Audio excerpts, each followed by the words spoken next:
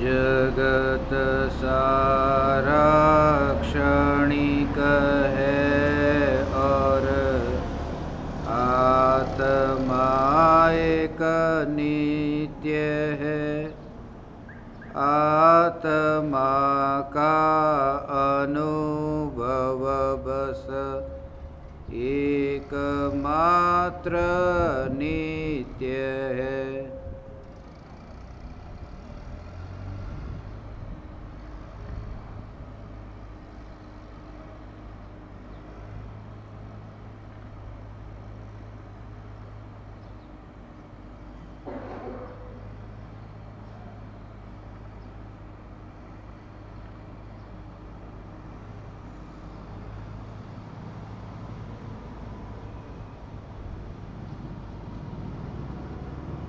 चैतन्य स्वभावी भगवान आत्मा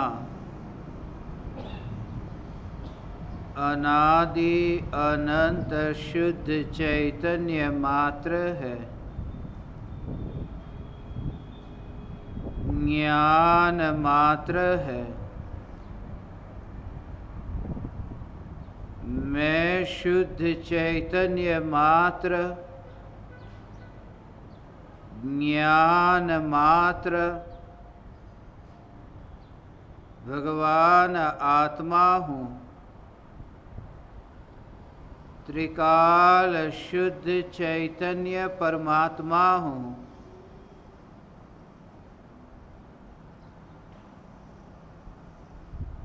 अनंत गुणाधिपति, एक ज्ञायक देव हूँ। अगणित ज्ञेयों के प्रतिबिंबों से अप्रभावित ज्ञान पर्यायों में एक समय के लिए भी नहीं मिलने वाला, एक समय के लिए भी नहीं सिकुड़ने वाला त्रिकाल ध्रुव चैतन्य सत्ता मात्र भगवान आत्मा हूँ।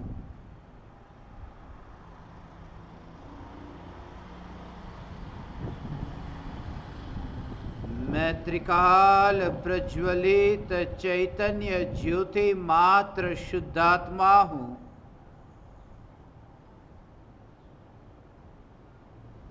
अनादि अनंत त्रिकाल प्रज्वलित यह चैतन्य ज्योति जिस ज्योति से जगत के ज्ञेय, जगत के पदार्थ प्रकाशित होने पर भी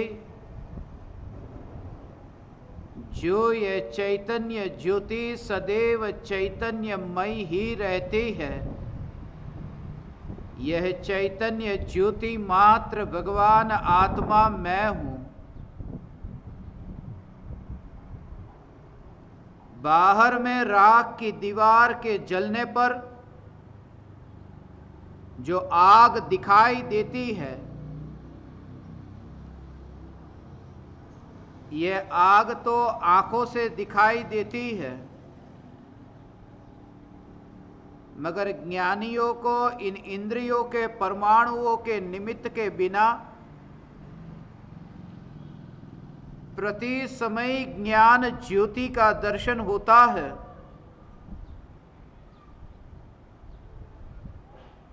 यह डोलती ज्ञान ज्योति डोलने पर भी अपने ज्योतिर्मय स्वभाव को छोड़ती नहीं है। ये आग कितनी भी डोलती हो, मगर आग सदैव आगमयी है, राखमयी नहीं है। यह जागृति कि यह चैतन्य ज्योति भले ही प्रति समय पलटती हो, परिणमित होती हो, फिर भी यह चैतन्य ज्योति राख के परमाणु में कहीं पर भी नहीं।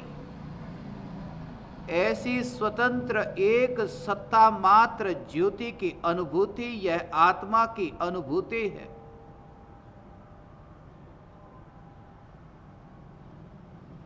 देह होने पर भी देहातीत दशा,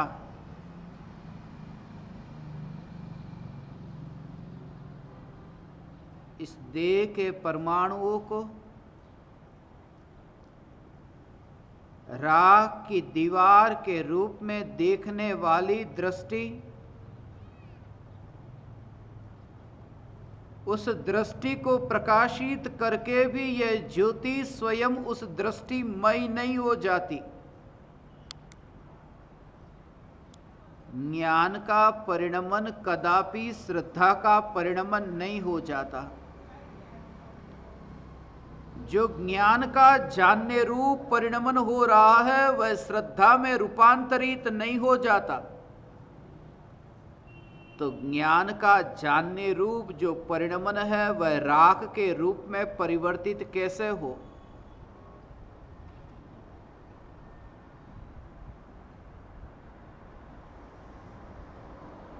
यह त्रिकाल चैतन्य ज्योति मात्र भगवान आत्मा आग को देखते समय ध्यान आंख की ओर नहीं है, ध्यान आग की ओर है। पूरी तरह से दृष्टि आग पर जमी हुई है। उस समय आंख का विकल्प भी नहीं। ऐसे ही ज्ञानी की दृष्टि चैतन्य ज्योति पर है और चैतन्य ज्योति पर जो दृष्टि टिकी है उस दृष्टि पर भी दृष्टि नहीं है, क्योंकि उस दृष्टि पर दृष्टि जाए तो पर्याय दृष्टि है। उसे ही देह होने पर देहातीत दशा कहा। अवस्था के संग में रह करके भी उस अवस्था से न्यारा कहा। संसार की क्षणभंगुरता के बोध के बल पर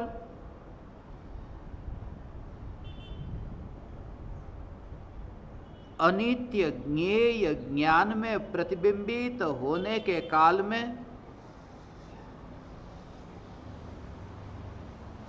ज्ञेयों पर प्रधानता देना बंद हो जाए।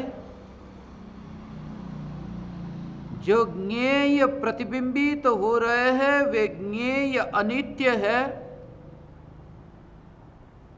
और वे ज्ञेय जहां प्रतिबिंबित हो रहे हैं वह ज्ञान भी अनित्य है।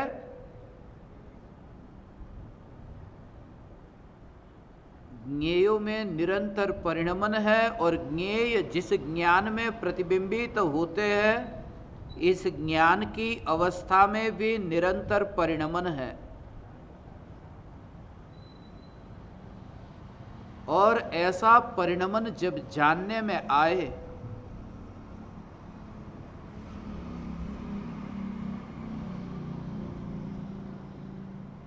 तो उस परिणमन में स्वभाव मात्र को देखना, स्वभाव मात्र का अर्थ नित्य ध्रुवता को देखना। अनित्य में अनित्य जानने में आए तो भी अनित्य की ओर जोर नहीं, जोर नित्य स्वभाव की ओर। अनंत परमाणु, ये राख की दीवार के अनंत परमाणु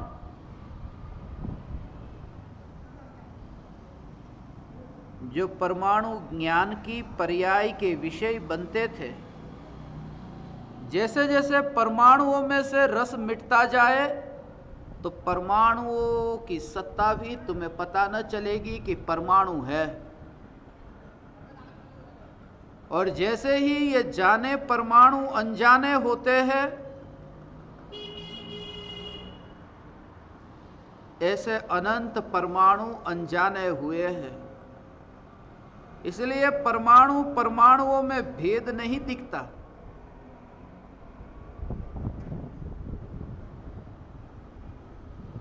दूर से कोई पुराना साथी हो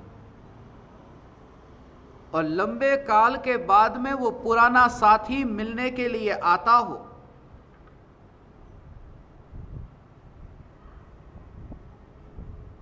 ऐसा तुम्हें दिखाई दे, ऐसा मुझे थोड़ी देर पहले दिखाई दिया। श्री कृष्ण सुदामा से मिलने के लिए जाते हैं,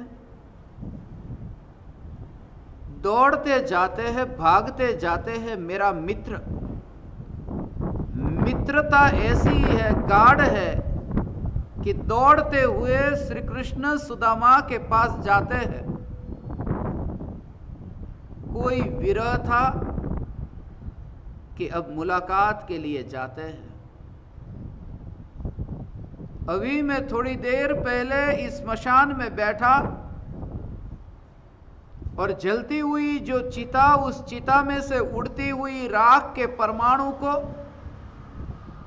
मैंने इस शरीर के ऊपर आते हुए, चिपकते हुए देखा और यह देखा कि ये कोई पुरानी मित्रता है कि सामने से कोई राख के परमाणु किसी राख के परमाणु के पास दौड़ करके मिलने के लिए आ रहे हैं। जैसे सामने कोई ऐसे श्री कृष्ण के परमाणु हो और यहां सुदामा के परमाणु हो, मगर श्री कृष्ण कौन और सुदामा कौन? मैं तो चैतन्य राम हूं, आत्म राम हूं। इन परमाणुओं के मिलन में, इन परमाणुओं के परिणमन में ऐसी दूर से देखने वाली दृष्टि कि कोई परमाणु परमाणु का मिलना हो रहा है। मनुष्य मनुष्य एक दूसरे से मिलते हैं। ये पुद्गल एक ही जाति के पुद्गल परमाणु से मिलते हैं।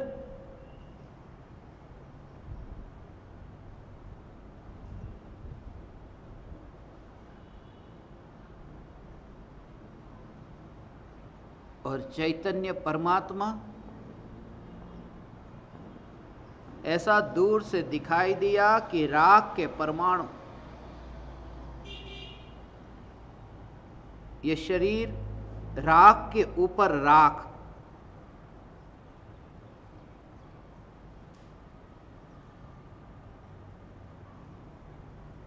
मगर जब ये विकल्प आया कि श्री कृष्ण सुदामा से मिलने के लिए आ रहे हैं,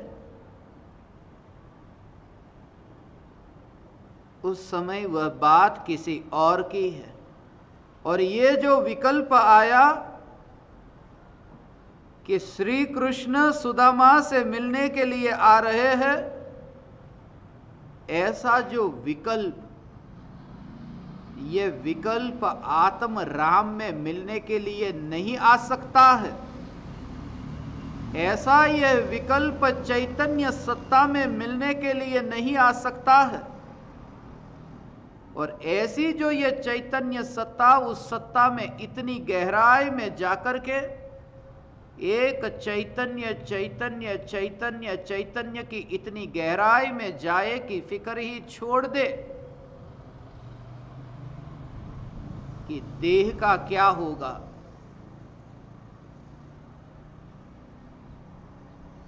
देह के परमाणुओं का क्या होगा, शरीर का टिकना होगा तो होगा कैसे।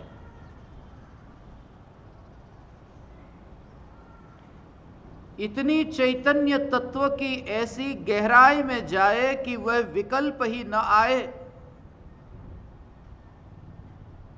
कि ये देह की सुरक्षा का क्या।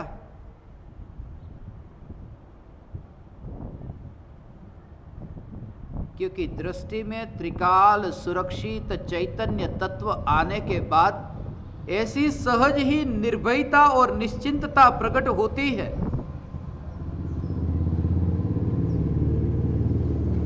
परमाणु ज्ञान में जानने में आए तो भी उनकी पर्यायों में एकत्व नहीं होने से इनका अस्तित्व तो नित्य देखता है। ये शरीर अनित्य ऐसा जानता होने पर भी ये परमाणुओं का अस्तित्व नित्य है, ये देखता है। ये परमाणु स्वयं ही स्वयं की सुरक्षा करते हैं। मैं चैतन्य परमात्मा इन परमाणुओं की सुरक्षा करने नहीं जाता।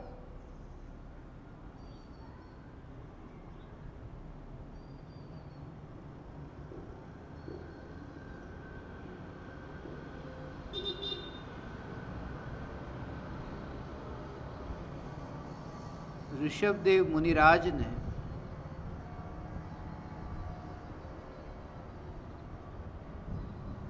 1000 बरस तक तप किया, देह की फिक्र न की, मगर देह टिका या न टिका। बाहुबली मुनिराज 12 महीने तक लगातार एक ही आसन पर खड़े रहे, मगर देह टिका या न टिका। जैसे जैसे स्वरूप में रुचि बढ़ती है, फिर देह के विकल्प मरते जाते हैं।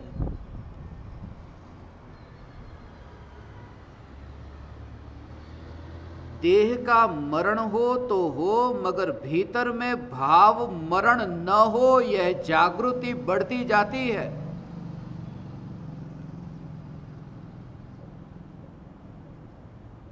इसलिए यदि तुम्हारे सामने ये 2 विकल्प हो कि देह की मृत्यु ये तुम्हें मंजूर है या जागृति की मृत्यु मंजूर है,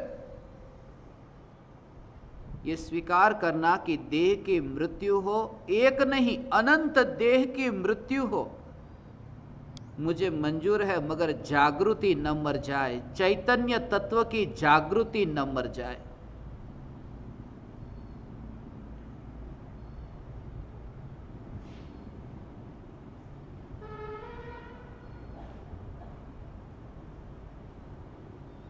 और वह जीव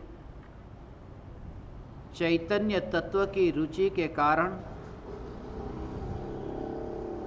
देह होने पर वह देह को देखने जाता ही नहीं। ये सब क्रियाएं ऐसी होती है, शरीर में खून दौड़ता है, सांसें भीतर जाती है और बाहर आती है।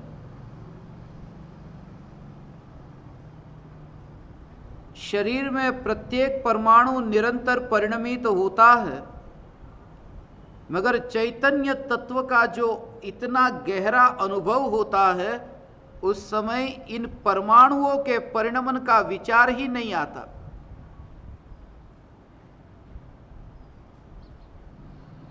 जैसे शरीर में से आत्मा बाहर निकल जाए, फिर वो यहां मृतदेह में आया नहीं। अभी अभी हम यहां स्मशान में आए और ये देखा, ये जो एक दृश्य देखा, आप जिस चिता को जलती हुई देखते हैं, ये चिता किसी मनुष्य की ही चिता जल रही है। मैं नहीं जानता, मैं नहीं पहचानता कि इसका नाम क्या था।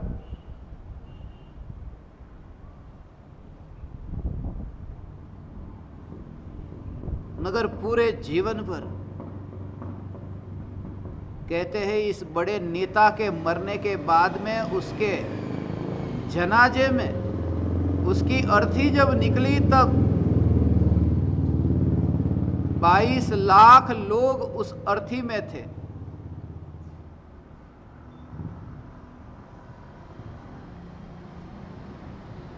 माइकल जैक्सन मरा तब लाखों लोग उसकी जब अर्थी निकली तो उसमें लाखों लोग जुड़े थे, मगर जो गया उसे तो पता ही नहीं है कि वहां लाखों लोग हैं कि कौन है। ये जिसकी चिता जल रही है, थोड़ी देर पहले इतने लोग यहां थे, अभी आप देख रहे हैं, ये आपके सामने ये प्रत्यक्ष दृष्टांत इसलिए प्रस्तुत कर रहा हूं क्योंकि ये जो चिता जलती देख रहे हैं, इस स्मशान में मेरे और ज्ञान दीपकों के अलावा यहां कोई नहीं है। जिनके रिश्तेदार थे, उन रिश्तेदारों ने भी जल्दी से जल्दी इस चिता को जलाया और छोड़ करके निकल गए। वे भी यहां बैठे नहीं हैं, वे भी यहां पूरी तरह से चिता जल जाए तब तक रुके नहीं हैं। मरने के बाद किसी की चिता के पीछे लाखों लोग जुड़े, किसी की अर्थी में लाखों लोग जुड़े और किसी के पीछे एक भी व्यक्ति नहीं है, और जलाने के लिए लोग आए थे। समय किसके पास है आज के इस जमाने में कि चिता भी पूरी तरह से जल जाए तब तक उस चिता के पास भी खड़े रह करके वेद विज्ञान करे, तत्व विचार करे।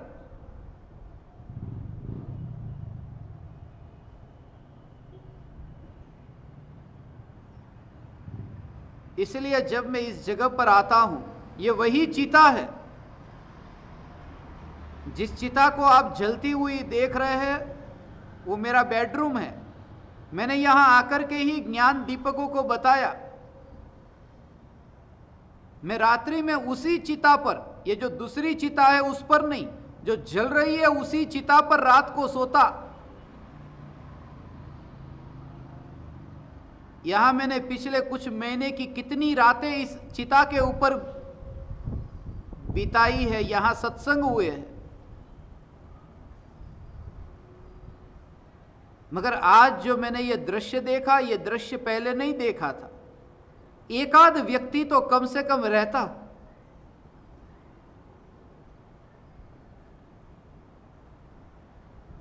चिड़िया भी नहीं उड़ती।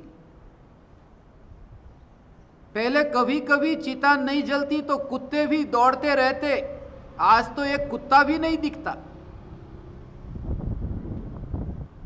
एक समय में जो देह के परमाणु में इतनी तन्मयता थी, ये जाना देह एक समय में अनजाना हुआ।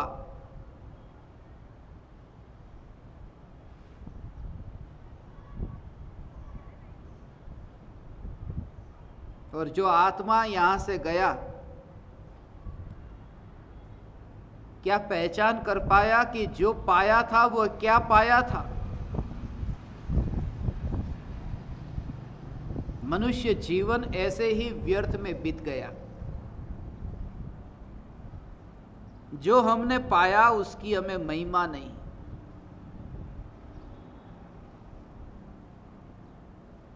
मनुष्य होकर के एक मनुष्य का दूसरे मनुष्य के प्रति इतना भी वात्सल्य, इतना भी प्रेम अब नहीं रहा।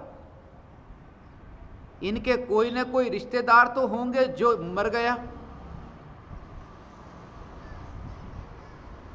किसी को कहां पड़ी है। यह भी एक औपचारिकता है। कहने को तो हम मनुष्य हैं, मगर मनुष्य में भी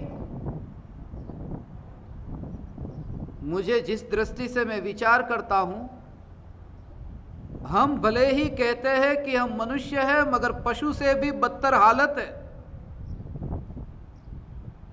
जब मैं ऐसे दृश्य को देखता हूं,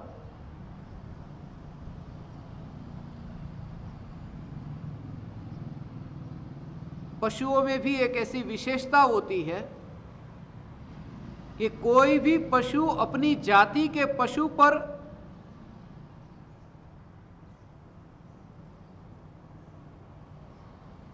मारपीट नहीं करता, हत्या नहीं करता। कोई शेर किसी शेर की हत्या नहीं करता,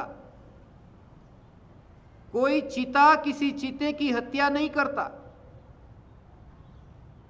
इस पृथ्वी पर एक ही प्राणी ऐसा है जो अपनी ही जाति की ऐसे जीव की हत्या करता है। मनुष्य मनुष्य को मारता है। आज तक मैंने यह नहीं देखा कि कुत्ते ने कुत्ते को मार डाला, शेर ने शेर को मार डाला, हाथी ने हाथी को मार डाला, मगर मनुष्य ने मनुष्य की हत्या की, ऐसा मैंने बहुत बार सुना। देखते हैं, कहते हैं कि मनुष्य बहुत बड़ा विचारक है। आज तक मैंने ये नहीं पढ़ा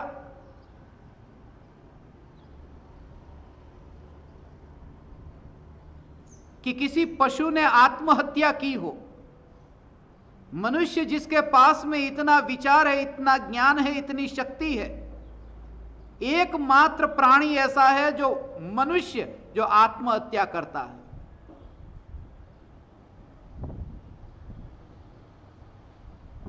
और यदि किसी प्राणियों को आपने देखा हो जिन्होंने जानबूझकर के आत्महत्या की हो, प्राणी संग्रहालय में कहीं ऐसा आपने देख लिया हो, तो समझना कि मनुष्य की संगति में आकर के जानवर भी मरना सीख गए, मगर जंगल में रहते हुए प्राणियों में कोई भी प्राणी आत्महत्या नहीं करता। एकमात्र मनुष्य।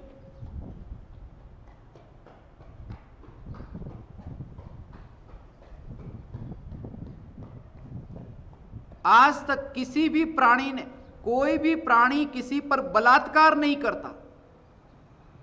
मनुष्य ही एक ऐसा है कि जो बलात्कार करता है। कोई भी प्राणी किसी नर मादा को भोगता हो, जब तक उसकी सहमति न हो तब तक भोगता नहीं है। एक मनुष्य ही ऐसा है। कहते हैं कि ये जानवर जानवर जैसा, मगर जानवर जैसे भी संस्कार अभी हमारे में आए कहां हैं। मैं थोड़े दिन पहले ही राजस्थान में जब था, वहां पर मुझे एक गौशाला देखने के लिए कहा था। मैंने वहां की गायों को और भैंसों को देखा। पीछे हजारों मच्छर मक्खी पीछे बैठे उड़ते हैं, उनकी पूंछ के भाग पर, पूरे शरीर पर। अब उसके पास हाथ तो है नहीं कि उड़ाए।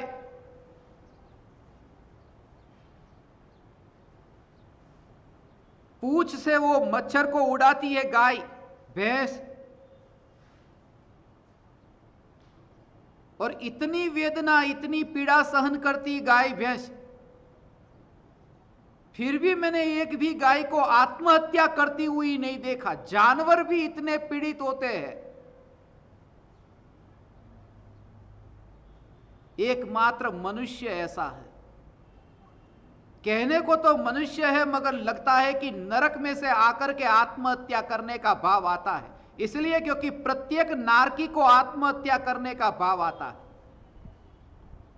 नरक का नियम है कि नरक में जैसे ही जन्म होता है कि नारकी मरना चाहता है। देवगति, मनुष्य गति और तिर्यंच गति में ऐसा नहीं होता।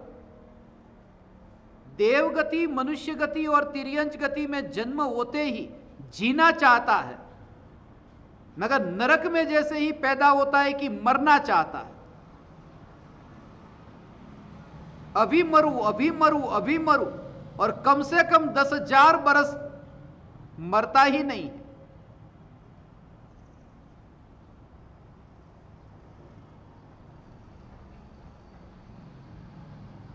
इतनी अनंत शक्ति का स्वामी ये भगवान आत्मा, और ये जो मनुष्य देह प्राप्त हुआ, ये चिता को जलती हुई देख करके ये मैं कहता हूं कि वह व्यक्ति तो गया, मगर उसकी जो चिता जल रही है वो मेरी चिता के जलने की ये खबर है, क्योंकि मैं उसी चिता पर सोता हूं। ये मेरी खबर है, ये मेरी मृत्यु के समाचार है, और ये मेरी ही नहीं तुम्हारी मृत्यु के भी समाचार है। चिता किसी की भी जलती हो, इसलिए मैं अपने आप को रोक नहीं पाया। जैसे ही मैं यहां आया और यह दृश्य जो मैंने देखा, आपके साथ में सत्संग करने का भाव आ गया।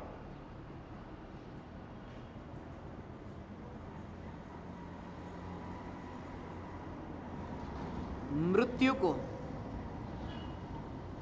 अपने जीवन में इतनी डालो। एक अभिनेता फिल्म में एक्टिंग करता है,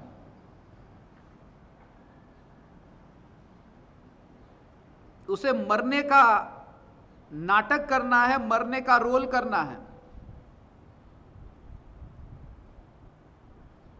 वो अचानक गिर जाता है, मरने का नाटक करता है, मगर फिल्म का जो डायरेक्टर है, वो डायरेक्टर ये कहता है कि अभी ठीक तरह से नहीं मरे, दोबारा करो। दोबारा उसने अभ्यास किया, फिर कहा नहीं अभी तीसरी बार करो, नहीं हो रहा था उससे ठीक। फिर डायरेक्टर ने कहा एक काम करो, तुम्हारी मृत्यु में थोड़ी जान डालो।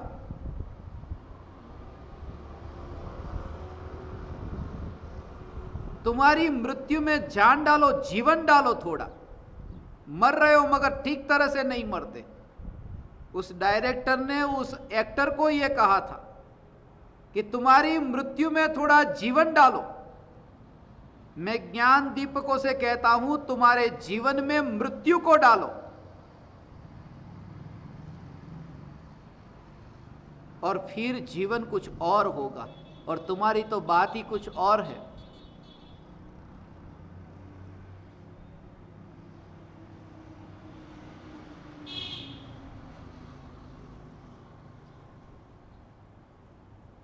यहां जो चिता जल रही है, उस चिता को यहीं पर ही जलना है। ये चिता जो जल रही है, ये यहीं जल रही है, ये मेरे पास नहीं। मेरे पास नहीं। ये नदी के किनारे पर जिस मशान में मैं बैठा हूं, कभी आप गजपंथा तीर्थ यात्रा के लिए आएंगे तो मैं आपको इस भूमि पर लाना चाहता हूं। नदी के दोनों किनारे पर स्मशान है। इस किनारे पर इतने लगातार स्मशान है और नदी के सामने किनारे पर, मगर एक नियम है कि नदी के इस पार जो मरता है वो इस स्मशान में ही जलाया जा सकता है, उधर नहीं जला सकते। और नदी के उस साइड जो मरता है उसे उधर ही जलाते हैं, इधर नहीं जला सकते। ये नियम है। इस चिता को जलता हुआ जब मैंने देखा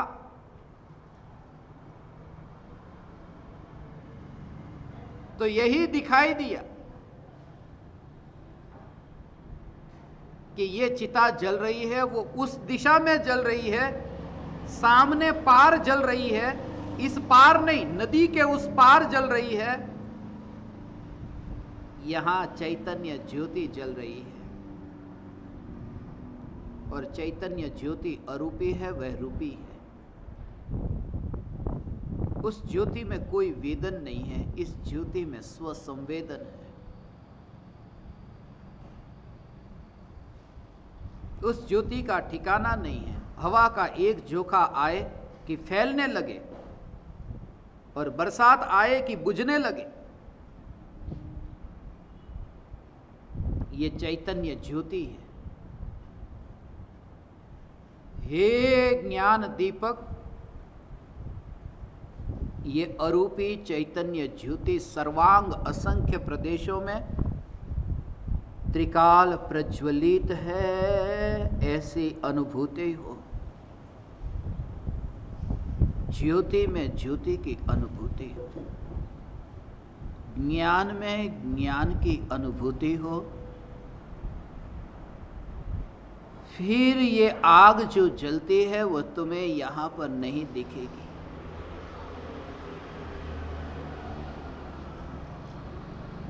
इस चिता पर मैं बहुत दिन तक भूखा बैठा हूं, प्यासा भी बैठा हूं बहुत दिनों तक। मेरे पेट में अग्नि लगती थी, जब क्या यहां कोई मुर्दा नहीं जलता था तो मेरे पेट में जलन होती थी, जठराग्नि कहते हैं ना। मुझे लगा ही नहीं कि कोई चिता नहीं जल रही है, चिता तो जल रही है, ये पेट में चिता जल रही है।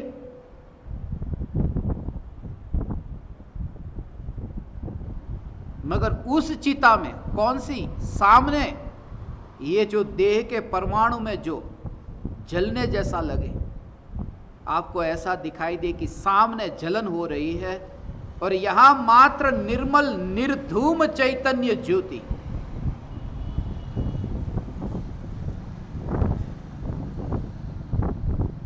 ऐसा यदि भेद विज्ञान हो तो देह होने पर देहातीत दशा प्रकट हुई, ऐसा समझो।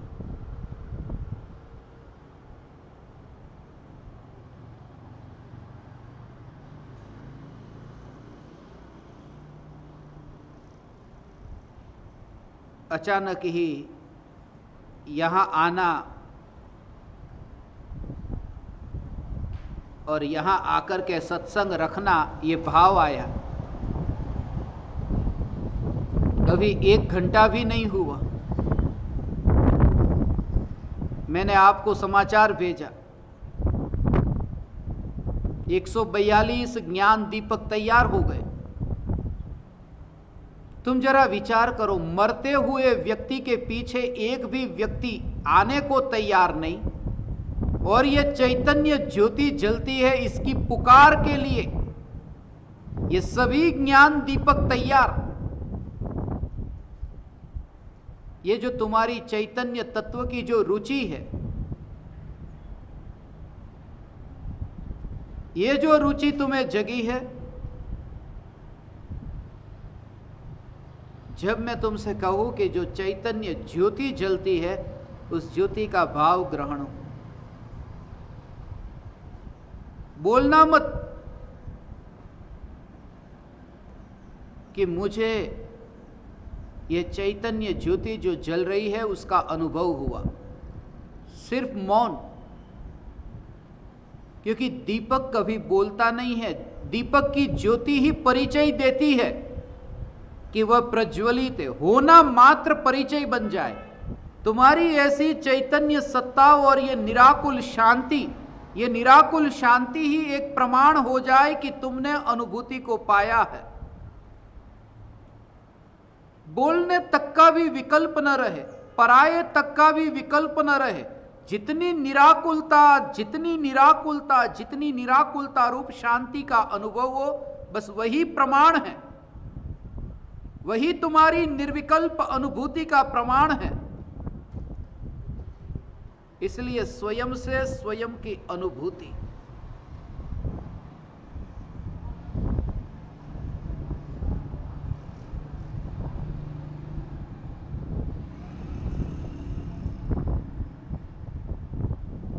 जितना भी यहां आकर के सीखा है, जाना है, उस ज्ञान की ओर अब ध्यान नहीं जाता। शरीर, मनुष्य, शरीर का नाम, ये देश का नाम, गांव का नाम, ये जितना भी यहां आकर के जो जाना सीखा, वह ज्ञान भी अब तुम्हारी दृष्टि से हटने लगेगा। जैसे जैसे शुद्ध चैतन्य ज्योति पर जोर जाएगा कि यहां आकर के जितना भी स्टोर हुआ था उससे ही रिश्ता टूट गया। इसलिए अनुभूति होती है तब शरीर से ही रिश्ता नहीं टूटता। इस शरीर में आकर के जितनी भी बुद्धि यहां आकर के बढ़ी थी, उस बुद्धि से भी नाता टूट जाता है। इस शरीर से रिश्ता टूट गया तो इस शरीर में आकर के जो तुम्हें बताया गया कि मैं हिंदू हूं, मुस्लिम हूं, या शरीर में आकर तुम्हें बताया गया कि मैं धनवान हूं, निर्धन हूं, या शरीर में आकर के तुम्हें बताया गया कि मैं भारत में हूं या पाकिस्तान में हूं, ये जो तुम्हें शरीर में आकर के पता चला, वह जो बुद्धि में तुम्हारे स्टोर है, जैसे ही देह से तादाद में टूट जाता है, कि उस बुद्धि से भी तादाद में टूट जाता है, और तब जो अनुभूति होती है, तब न वहां मनुष्य है, न तो मनुष्य की खोपड़ी में भरा हुआ वह बुद्धि का भूसा है। ये सब अलग हो गया, और तब फिर जो बाकी बचता है वह बाकी बचा हुआ शुद्ध चैतन्य स्वरूप है। इस स्वरूप में अब फिर बाहर का विकल्प नहीं रहता। इसलिए देह भी छूट जाए, क्योंकि मृत्यु होते ही मनुष्य का शरीर छूट जाता है, और शरीर ही नहीं छूटता। जैसे इस शरीर में से दूसरे शरीर में गए तो ये शरीर भूल जाएंगे, और शरीर को ही नहीं भूलेंगे। अगले शरीर में जहां गए तो यहां जो भी सीखा है कि इसे भारत कहते हैं, इसे गजपंथा कहते हैं, इसे नासिक कहते हैं, ये जो भी भरा ये भी सब भूल जाएंगे। शरीर भी छूट जाएगा और ये ज्ञान भी छूट जाएगा। मगर जो नहीं छूटा वो क्या है? वो त्रिकाल चैतन्य सत्ता जो है, वो सत्ता अपने से छूटे कैसे? कहां जाए छूट करके? किसी पर से चिपकी हो तो छूटने का संबंध, ऐसा अलग होने का सवाल उत्पन्न हो। मगर जब चिपकी नहीं है तो छूटे कैसे? वह तो एक है। दो हो तो अलग हो, मगर यहां तो एक है तो अलग किससे हो? इसलिए एकमात्र चैतन्य ज्योति की अनुभूति होते ही सारे जग से तादाद में तो टूट जाता है, मगर अपने से अब वो दूरी अनंत काल तक नहीं छूटती। ऐसी अनुभूति निरंतर कायम रहती है। मृत्यु को जितना हो सके उतना देखो। मंदिर में जाओ, मगर मैं कहता हूं स्मशान में अधिक जाओ। मंदिर में जाकर के घंटियां बजा करके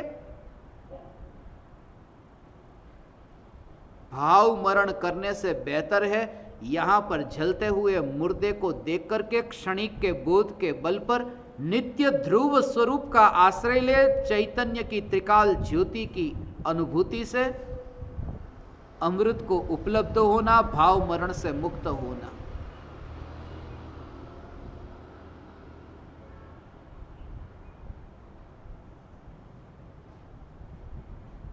रात्रि में भी मेरी भावना है, जब ज्ञान दीपकों को मैं खास इसके लिए यहां लाऊंगा,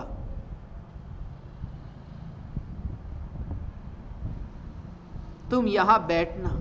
स्मशान में बैठ करके मैंने जो ध्यान के प्रयोग के बारे में आपको कहा है, बस बहुत ही निकट काल में वो शुरू होने वाला है।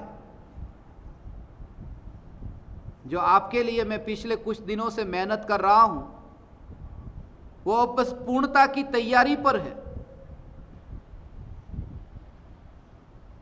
2-3 दिन और बचे हैं। बहुत गहराई में ध्यान के प्रयोग के लिए मैंने आपके लिए कुछ तैयार किया। अपन बैठेंगे, प्रत्यक्ष परोक्ष जहां पर भी रह सके पूरी तरह से। अभी तो मुझे आपके चेहरे तक नहीं दिखाई देते, कौन बैठा है कुछ भी नहीं दिखाई देता।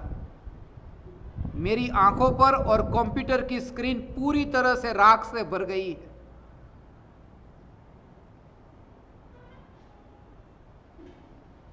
कुछ भी नहीं दिखाई देता, मगर वो राख तो दिखाई दे रही है।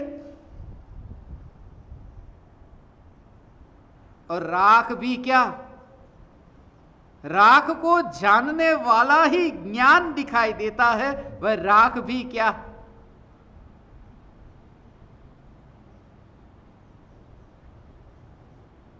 मैं आपको नहीं देख सकता,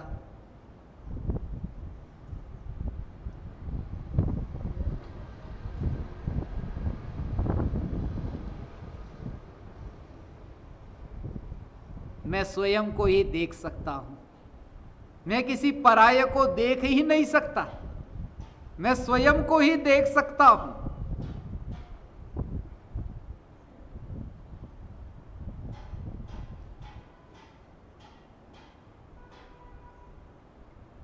अभी जैसे आज मैंने आपको अचानक बुला लिया, अपना मोबाइल अपने पास में रखना। 24 घंटे में किसी भी समय पर मौत की घंटी का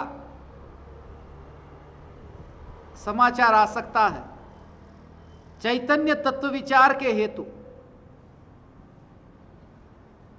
इसलिए अभी कुछ दिन के लिए आप तैयार रहना।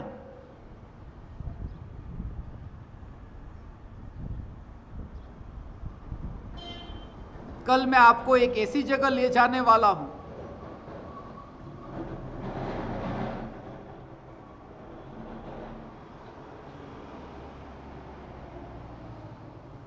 बता दूं,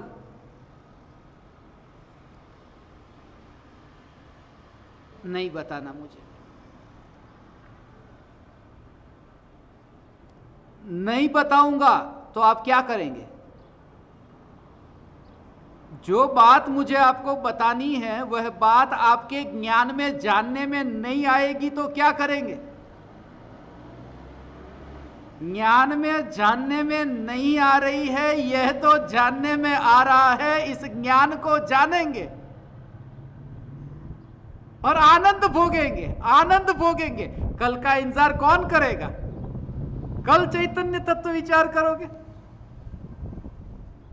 आज यहां विकल्प की आग लगी हो और तुम कहो कल हम कुआं खोदेंगे और पानी निकालेंगे, फिर शांति मिलेगी। मगर मैं ऐसा भी कहकर के भी बताने वाला नहीं हूं।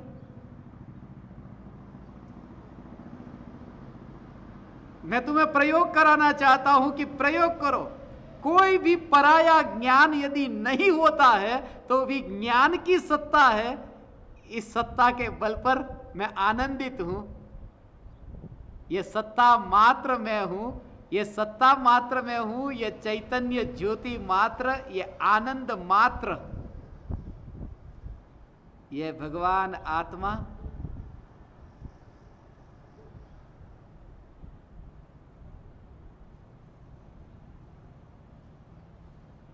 चैतन्य ज्योति मात्र, भगवान आत्मा, चैतन्य ज्योति मात्र, भगवान आत्मा, चैतन्य ज्योति मात्र, भगवान आत्मा।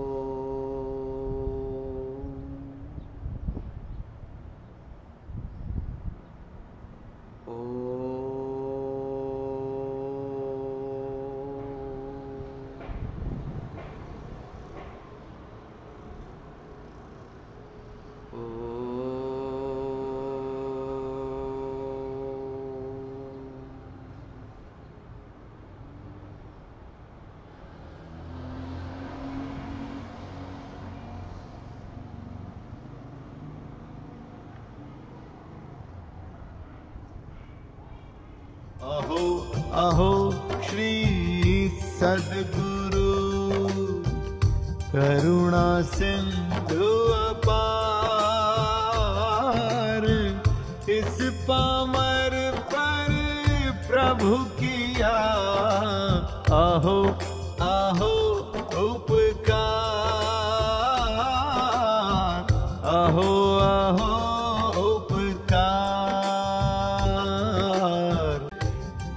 सहित जिनकी दशा वरते देहा